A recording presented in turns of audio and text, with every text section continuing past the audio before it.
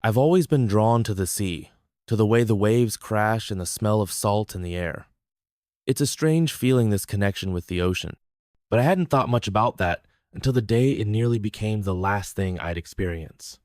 I was on a trip to a beach town for some much-needed rest, away from the hectic pace of my software development career. After months of deadlines and sleepless nights, the beach was a welcome escape. My boss Gregory had insisted I take some time off before the next quarter hit with its usual load of projects.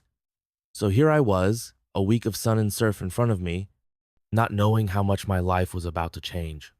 I wasn't a surfer, not by any stretch. But, like so many others, I figured I'd give it a try. The beach was packed with people, mostly tourists, and a handful of serious surfers, the kind who made it look effortless. I walked down to the surf shop, where a sign promised rentals and lessons, and that's when I saw him. He was standing by the counter, laughing with a group of beachgoers, effortlessly charming, as always. I knew him immediately. His lean, sun-kissed body, the tousled hair that looked like it had never seen a comb, and those eyes I'd once gotten lost in. Milo Carmichael, a professional surfer, and my ex-boyfriend. He didn't see me at first. I stood there frozen, watching him like I couldn't move, like the memories of the past were dragging me back to a time I'd tried to forget. It had been 5 years since we parted ways, and yet seeing him again felt like no time had passed. The argument we'd had before he left for his pro career still haunted me. I told him I didn't want to see him again, that I was angry, confused. He'd left, and I'd buried everything inside me, focusing on my career. I'd even convinced myself that I didn't care. But now, seeing him again, everything came rushing back. His gaze caught mine, and for a moment, everything stopped. His eyes widened, and a flicker of recognition crossed his face. I took a breath, steeling myself. The last thing I wanted was to be some emotional wreck in front of him. "Elliot?" he said, his voice rough with disbelief. "What are you doing here?" Lum came for a vacation. I managed, trying to sound casual, but I could feel my heart racing. "Didn't expect to see you." He grinned, the same grin that used to melt my defenses. "It's a small world, huh? I work here. Got to stay busy somehow, keep me away from the fangirls." The joke was there, but the tension in the air was palpable. He was still the same Milo charming, flirtatious, but there was something else in his eyes, something softer. Maybe he wasn't as indifferent as I remembered. "I guess I'll be looking for a surfboard," I said, forcing myself to focus on something else. My voice had a hint of bitterness I hadn't expected. He raised an eyebrow. "Don't tell me you're planning on going out there again. That area's got some pretty dangerous waves today. You're not exactly a pro, Elliot." I winced. He was right. I'd only just picked up a board for the first time earlier that day, and I definitely didn't belong out in the deep waters. "I'll be careful," I said, trying to play it cool. He chuckled. "Sure, just don't end up needing a rescue."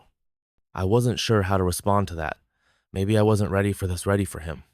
I was still wrapped up in the past, and everything was so much more complicated than it seemed. Before I could say anything else, a group of fans surrounded him, calling his name and asking for autographs. He looked at me, almost apologetically, as he was swept away. "I'll see you around," he said, a wry smile tugging at his lips. As I walked back toward the beach, I couldn't help but feel the weight of everything I hadn't dealt with over the years. I had moved on, or at least I thought I had. But seeing him again, hearing his voice, it all brought back the old pain, the broken heart, the frustration of his decision to pursue his dreams and leave me behind. I found a spot on the sand, watching the surfers ride the waves, trying to calm the storm brewing inside me. The ocean stretched out before me, and for a brief moment, I thought about how easy it would be to let the waves take me away, to let them wash away all the things I couldn't forget. I hadn't thought about Milo in so long, and now here he was, and everything was so much more complicated. I didn't know what I was supposed to feel. I didn't know if I wanted to hate him or run to him, to pick up where we left off, or to finally let go. But before I could sort through any of it, something happened. Something I could never have predicted. The water near the shore churned, and I saw it before I even processed what was happening. A massive shadow moving beneath the surface. My heart skipped a beat. I had heard the warnings about sharks in this area, but I didn't think much of them. And then it was too late. The massive dorsal fin cut through the water, and panic surged through me. I froze, too terrified to move as the shark neared. Was it coming for me? Was I already too close?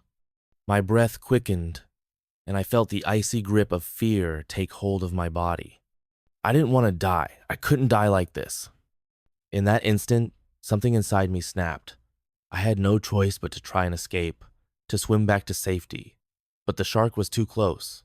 It was getting faster, drawing nearer with each passing second. I could hear the rush of water as it closed in, ready to strike. My muscles were too exhausted, my mind too clouded with terror to think straight. Then, out of nowhere, a figure appeared in the water a blur of motion, and before I knew it, I was hoisted onto a surfboard. The familiar feeling of the waves beneath me calming my panic just a little. The man riding the wave was none other than Milo. His face was calm, focused, his eyes locking onto mine. He paddled with practiced ease, guiding us back to the shore with skill I could never have imagined. When we finally made it back to the beach, I was still shaking.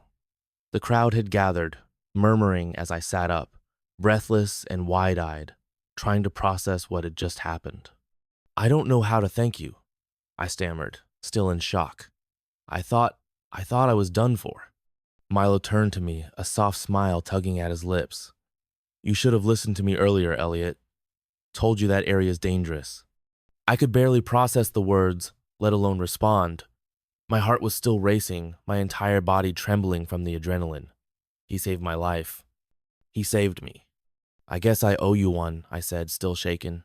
His eyes softened. A flicker of something I couldn't place crossing them. "No need.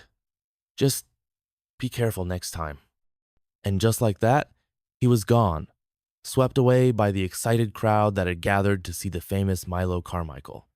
I was left standing there, breathless and confused. Alive, yes, but overwhelmed by the reality of what had just happened. I didn't know what to make of it all. I didn't know what I was supposed to feel, but I knew one thing. I wasn't going to forget that moment, and I wasn't going to forget him. But where would we go from here?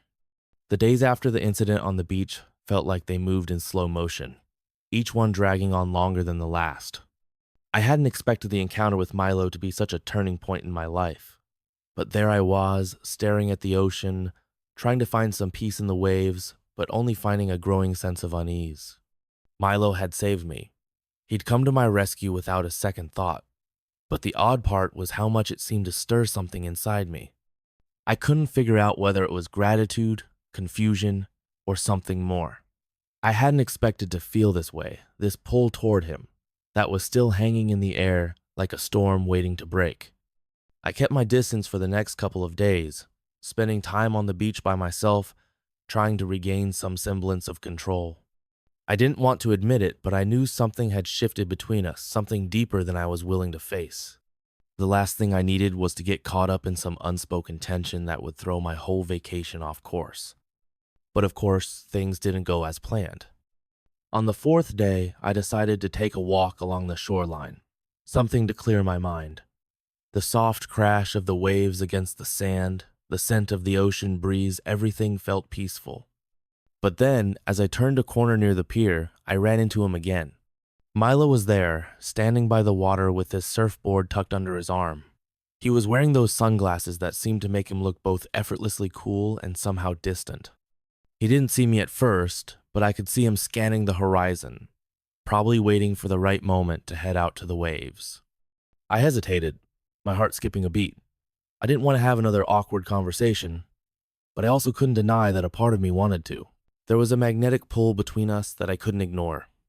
"Hey, Elliot," he called, as though he had been waiting for me to walk by. His voice was casual, but I could see the slight flicker of something else behind his eyes. "Hey," I said, trying to sound normal. "How's it going?" Milo shrugged, a grin creeping onto his lips. "Can't complain? You?" I shifted uncomfortably on my feet. "I'm good. I've been taking it easy." He studied me for a moment, his gaze flicking from my face to the sea behind me. You still think about getting back out there? The question caught me off guard. It had only been a couple of days since the shark encounter, and I hadn't thought about returning to the water. I wasn't sure if I was ready to tempt fate again, but part of me wondered if I should. I don't know, I said slowly, looking at the surf. I don't think I'm ready yet. Milo's expression softened, and for a brief moment, I saw a flicker of something more serious in his eyes. You know, you were lucky that day. The ocean doesn't always give you second chances. I swallowed. I know. I'm grateful you were there. You don't have to thank me, he said, his voice quiet. It's just what I do. But, he paused, clearly thinking about something.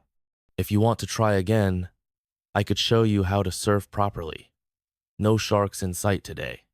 I raised an eyebrow. You'd actually teach me? Milo nodded, his smile turning into something more sincere. Yeah, I think you've got it in you, if you want to give it another shot. I wasn't sure why, but the offer felt like it meant something. Maybe it was his way of reaching out, or maybe I was just trying to find a way to bridge the distance that had always existed between us. After all, I hadn't seen him in years. We weren't exactly friends anymore, but here we were standing on a beach together, talking about surfboards like nothing had changed. I hesitated, but in the end, I found myself nodding. Okay, I'll give it a shot. Milo's grin returned, and I couldn't help but feel a spark of something I didn't want to examine too closely. You won't regret it. Let's get you aboard. The lesson was surprisingly easy to get into, or at least I made it look that way. Milo's patience was contagious, and the way he explained the basics of balance, positioning, and timing felt oddly comforting. The water seemed less threatening, and though my initial fear still lingered, I couldn't help but smile as I tried to ride the waves under his guidance. It was exhilarating, and for a few moments I forgot about everything else, the years of silence between us, the awkwardness, the painful past. I was just focused on staying upright, trying not to fall. And when I did fall, as I inevitably did, Milo was there, laughing but always ready to offer a hand.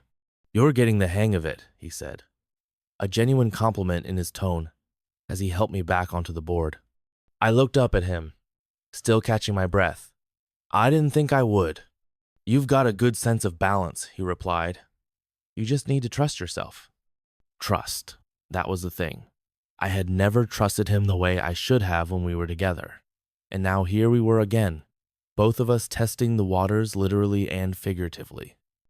After an hour of catching waves and practicing, I was finally starting to feel confident.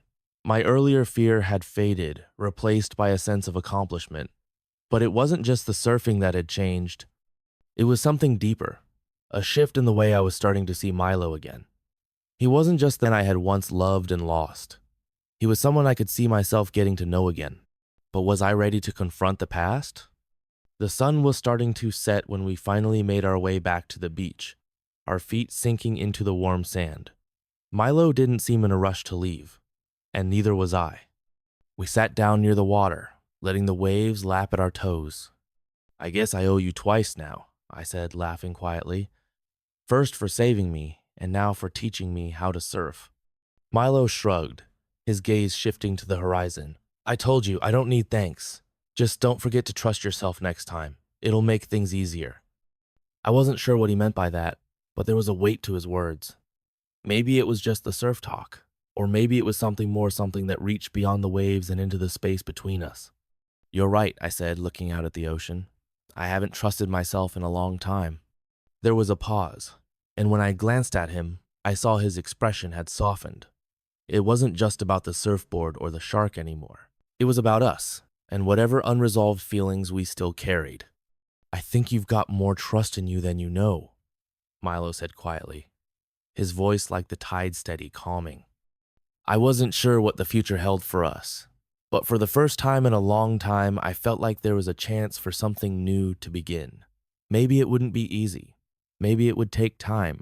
But for now, the ocean stretched before me, and for once, I wasn't afraid to ride its waves.